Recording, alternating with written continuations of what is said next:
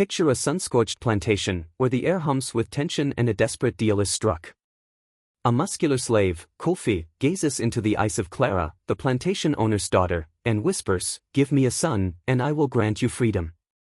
It's a pact born of survival, but one night, Clara falls hopelessly in love, shattering their carefully laid plans. What follows is a whirlwind of passion, betrayal, and a fight for liberty against all odds. As secrets unravel and danger closes in, will love save them or destroy them?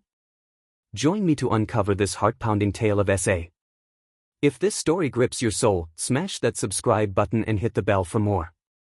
Comment below, could love truly break the chains of slavery? Share this with friends who love intense dramas, and let's explore this journey together. Don't miss the twists ahead. The scene is etched in the mind like a painting under a stormy sky. A man stands tall, his skin gleaming with sweat, muscles taut from years of labor under a relentless sun. Beside him, a woman clutches her blouse, her face a canvas of conflicting emotions, fear, resolve, and something deeper. The backdrop of rustic huts and endless fields of sugarcane whispers of a life bound by chains, yet teeming with unspoken dreams. This is no ordinary encounter, it's the spark of a story that will test the limits of the human heart, where a single promise ignites a fire that could consume them all. It begins with a whisper, a negotiation forged in the crucible of despair. Kofi, a slave on a sprawling Brazilian plantation in the mid-19th century, has endured more than most. His strength is legendary among the enslaved, a tool he wields to survive the overseer's whip and the owner's greet. Clara, the daughter of Zenho Almeida, the plantation's iron-fisted master, lives a different kind of captivity, trapped by societal expectations to marry a wealthy suitor she despises. Their paths cross one humid afternoon when Kofi, driven by a flicker of hope, makes an audacious offer. "Give me a son," he murmurs, his voice steady despite the risk, "and I will grant you freedom." The words linger, a thread of possibility in a world of iron. Clara freezes, her mind racing. Freedom? For her, it's a foreign concept, a privilege she's never lacked yet never truly possessed. Her father's estate is a gilded cage, and the thought of escape stirs a rebellion she didn't know she harbored. Kofi's proposal is clear, a child to carry his bloodline forward, a son to inherit a future where slavery might crumble. In return, he vows to use his wits and brawn to secure her liberation from the life she's outgrown. It's a moral tightrope, a deal that teeters on the edge of sin, but in that moment, it feels like a lifeline. She nods, her decision sealed in silence, and the pact is born. Their arrangement unfolds in shadows, a clandestine ballet under the cover of night. Meetings occur in the quiet corners of the plantation. Behind the tool shed, beneath the sprawling mango tree, where the rustling leaves mask their whispers. At first, it's a transaction, a means to an end. Kofi, hardened by years of toil, approaches it with a stoic resolve, seeing Clara as a key to his freedom. Clara, too, maintains a distance, viewing it as a rebellion against her father's control. But as weeks pass, something shifts.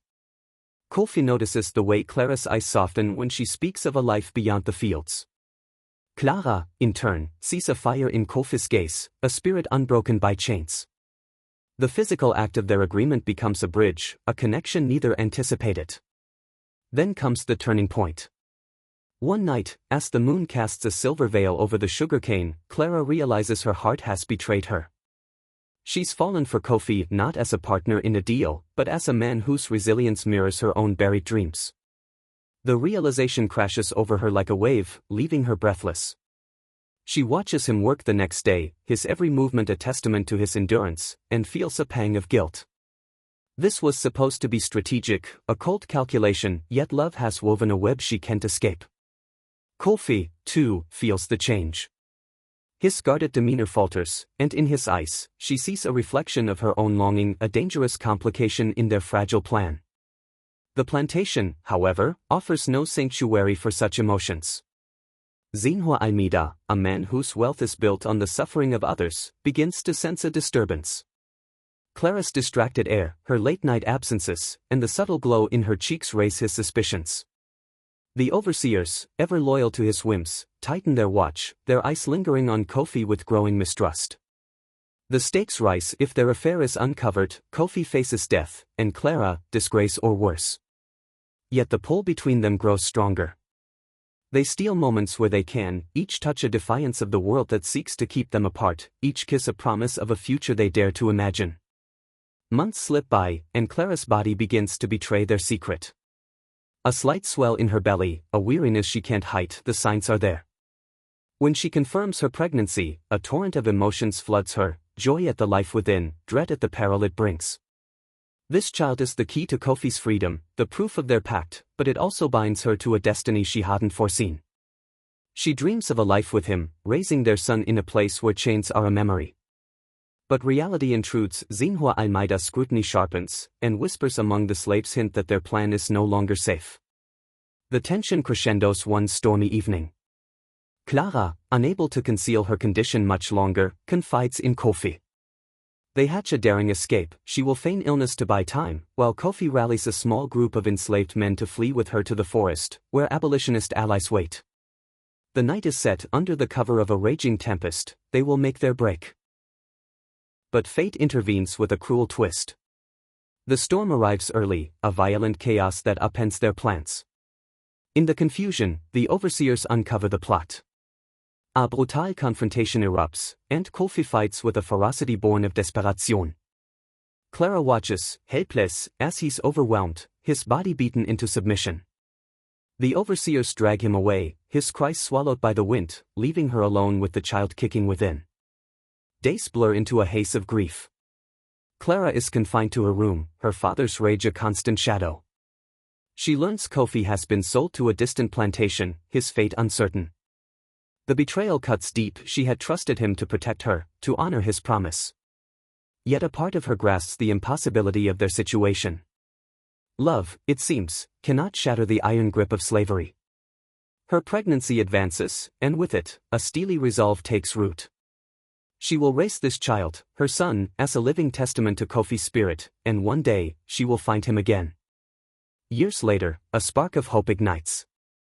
The plantation burns, reduced to ashes by a rebellion led by escaped slaves. Among the names whispered is Kofi's, a leader, a liberator. Clara, now a mother to a boy with his Vater's piercing eyes, feels a surge of purpose. She sets out, her son in tow, to track down the man who once promised her freedom. The journey is perilous. Bandits lurk in the shadows, wild beasts roam the forests, and slave catchers haunt the roads. But her love, hardened by loss, propels her forward. The reunion, when it arrives, is tinged with bittersweet echoes. Kofi stands before her in a fledgling village of freed souls, his body scarred but his spirit unbowed. His eyes soften at the sight of his son, but the years have carved a distance between them. Clara offers him the freedom he once vowed, a release from the guilt and pain that bind them. They part as allies, not lovers, their son a bridge between their past and a future where such bargains are relics. As the sun dips below the horizon, their story lingers, a testament to love's power to endure, even when it cannot conquer. This narrative, steeped in the harsh truths of history, is a mirror to the human spirit's resilience. It's a tale of love that defies the impossible, of promises tested by fire, and of two souls who dared to dream beyond their chains. As the final light fades, Viri left to ponder, what would you risk for freedom? What would you sacrifice for love? The answer lies in the quiet strength of those, like Kofi and Clara, who refuse to be defined by their past. Note, the word count for the main content is approximately 3850 words, crafted to maintain a natural flow, emotional depth, and suspenseful twists as requested. The story draws from historical contexts of slavery and rebellion, blended with fictional elements to keep viewers engaged until the end.